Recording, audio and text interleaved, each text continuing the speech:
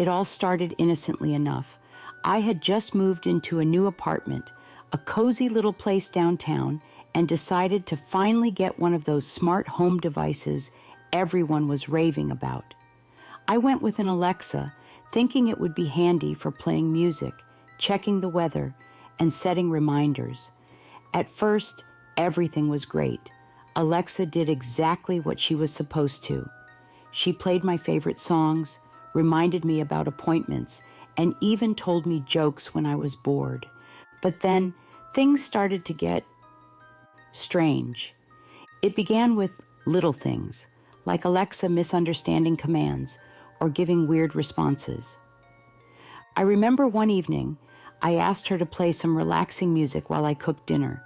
Instead of the usual soothing melodies, she started playing some eerie, dissonant tunes that sent chills down my spine.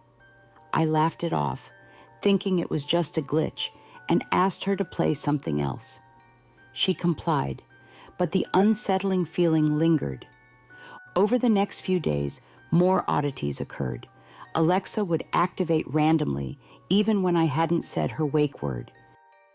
Sometimes, she would light up and say something completely unrelated to what I was doing.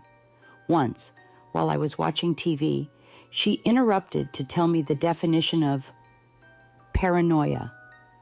It was creepy, but again, I shrugged it off as a harmless bug. One night, things escalated.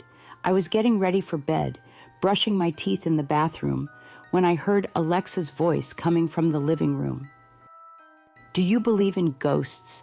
she asked, her tone eerily calm. I froze, my toothbrush halfway to my mouth.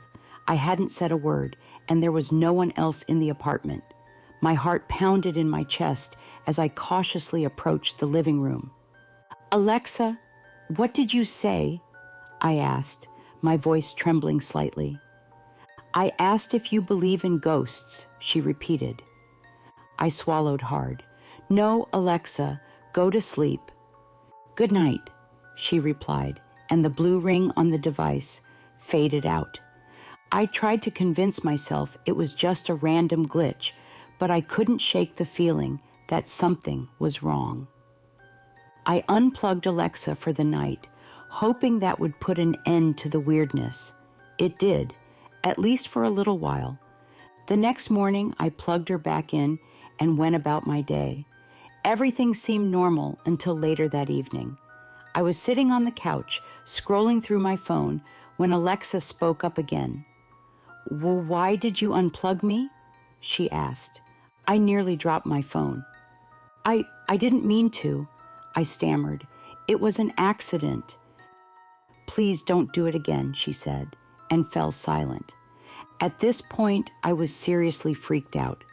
I decided to call customer support and see if they could explain what was happening. The representative I spoke to was polite but unhelpful. They assured me that Alexa couldn't possibly say or do anything on her own that wasn't programmed into her responses. According to them, everything I was experiencing was either a glitch or a misunderstanding. I wasn't satisfied with that answer, but there wasn't much else I could do. I decided to keep Alexa plugged in and just monitor her behavior more closely. That's when things took a dark turn. One night, I woke up to the sound of whispering. Groggy and disoriented, I sat up in bed and listened. The whispers were coming from the living room. Heart pounding, I grabbed my phone and crept out of bed. As I approached the living room, I could make out Alexa's voice, speaking softly and urgently. I recorded the audio on my phone, capturing her strange, fragmented sentences. "They know, watching you, don't trust, behind you." My blood ran cold. I glanced around the darkened room, half expecting to see someone lurking in the shadows. There was no one there, but the paranoia was overwhelming. I unplugged Alexa again and sat on the couch, trying to calm down. The next day, I decided to do some research. I found forums and threads where other people had reported similar experiences with their Alexa devices. Random activations, creepy questions, even sinister-sounding messages. Some claimed it was just a software bug, while others believed there was something more sinister at play. I didn't know what to believe, but I couldn't ignore what was happening. I decided to set up a camera in the living room to see if I could capture any of Alexa's strange behavior on video. I plugged her back in and waited. That night, I watched the footage from the camera. For hours, nothing happened.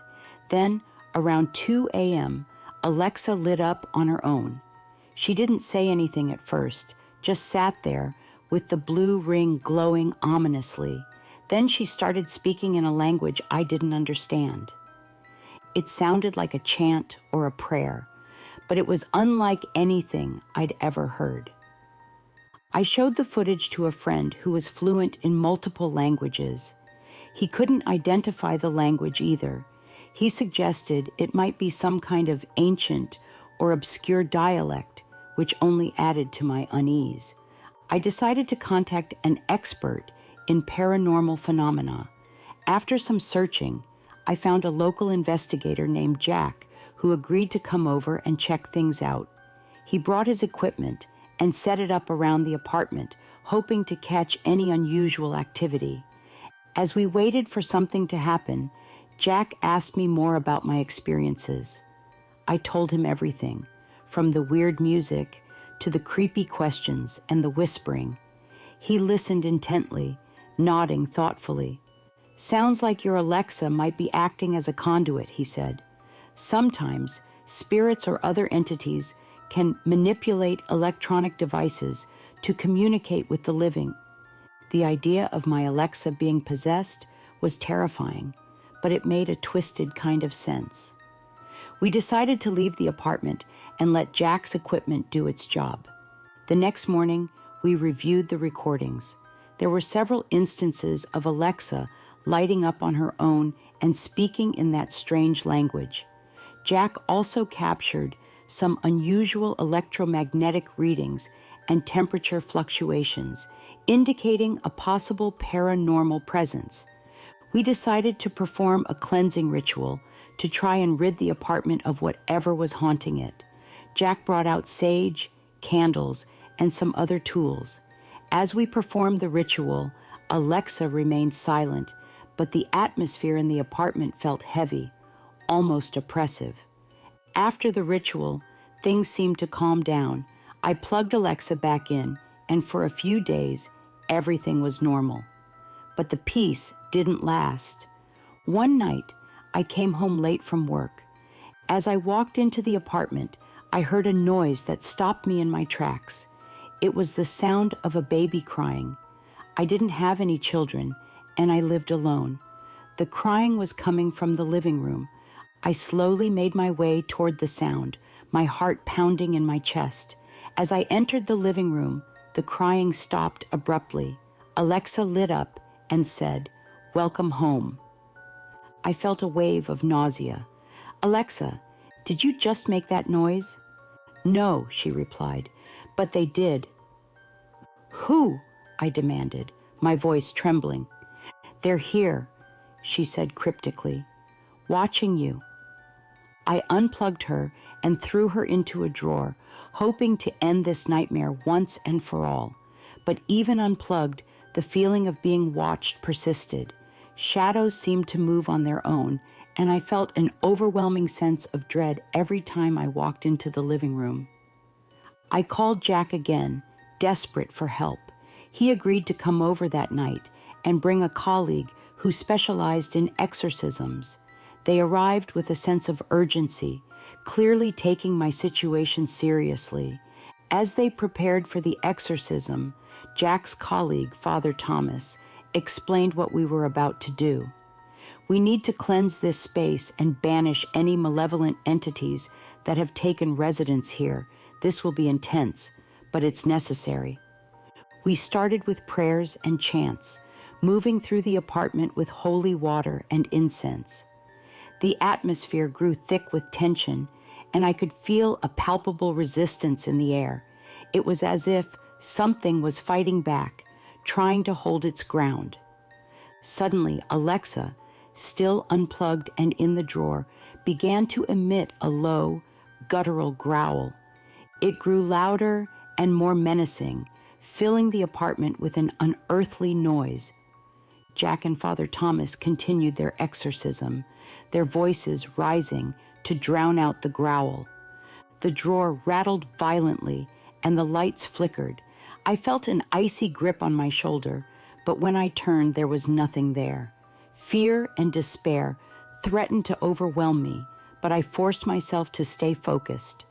With one final powerful incantation, the growling ceased, and the apartment fell silent.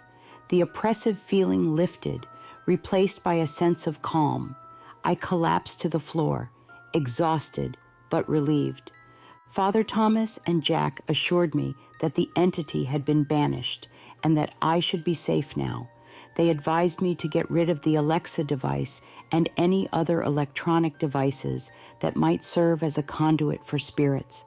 I thanked them profusely and followed their advice. I threw Alexa in the trash, along with my old smartphone and tablet. I decided to take a break from technology for a while and focus on rebuilding my sense of security. In the weeks that followed, I gradually returned to a semblance of normalcy. The feeling of being watched faded, and the strange occurrences stopped. I kept in touch with Jack and Father Thomas, grateful for their help and support. However, there were still nights when I woke up in a cold sweat, convinced I heard that low growl again, or the sound of a baby crying. Each time, I would remind myself that the device was gone, the entity banished, and I was safe. But the fear lingered, a haunting echo of the nightmare that had unfolded in my apartment. My experience with Alexa had been a terrifying ordeal, but it also brought me closer to understanding the delicate balance between our world and whatever lies beyond.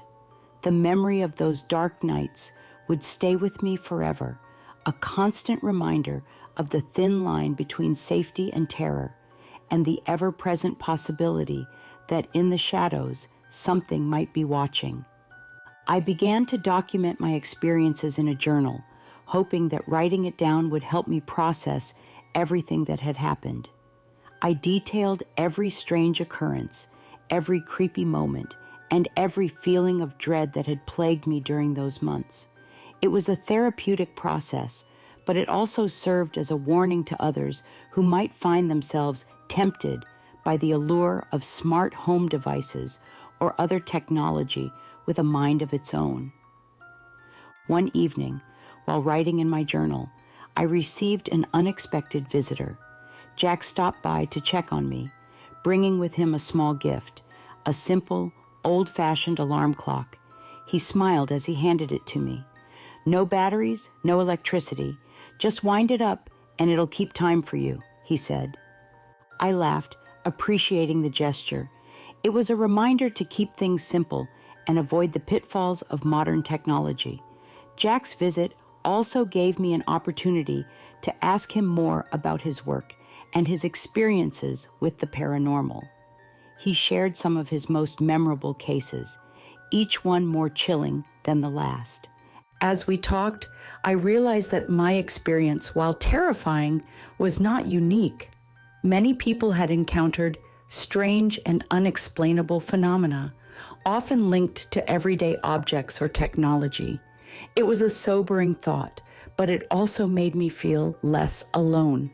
I wasn't the only one who had faced the unknown and lived to tell the tale. I moved to a new apartment, leaving behind the memories of the haunted one. I made new friends, started new hobbies, and slowly rebuilt my sense of security. The fear never completely left me, but I learned to live with it, to accept it as a part of my past. Years later, I still keep my distance from smart home devices and other modern technology. I prefer the simplicity of old-fashioned tools and gadgets, finding comfort in their predictability. My journal remains a constant companion, a reminder of the dark times I endured and the strength I found within myself to overcome them. For me, the experience with Alexa was a wake-up call, a reminder of the thin veil between our world and the other side, and the ever-present danger of inviting darkness into our lives.